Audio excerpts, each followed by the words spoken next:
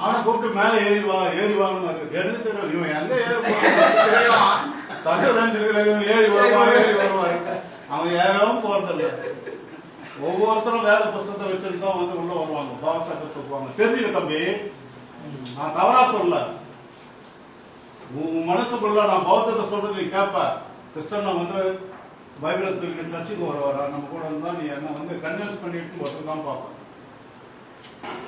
அம்பேத்கர் வந்து அவரே வந்து பைபிளை தூக்கி வா அப்படின்னாலும் அவரா சொல்ல. நான் தேவையில்லாத கிறிஸ்டினையா எழுதியிருந்தா நல்லா இருந்திருக்குமா? அவங்களுக்கு அந்த இது இல்லை.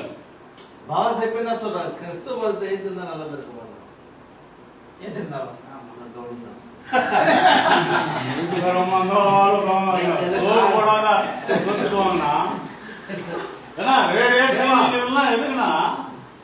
இன்னொரு விஷயம், கிறிஸ்தவர்களுக்கு யாரும் கிடையாது. இது பார்ப்பனத்தை மதத்தை தான் ஏத்துக்கிறாங்க.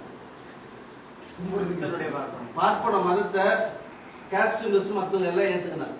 கிறிஸ்தவ மதத்தை ஏத்துக்கிறாங்க. நம்ம மக்கள் ஆண்டவர் ஏத்துக்கிறாங்க. அவர் மாட்டி முடிச்சுக்கிறாரு.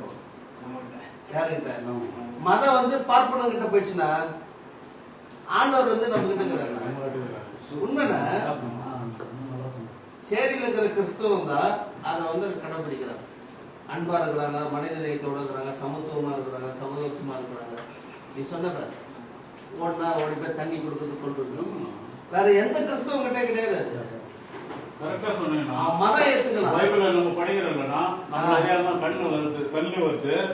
ஆனா இது ஒண்ணு ஏத்துக்கினாங்க கிறிஸ்தவம் உலகத்துல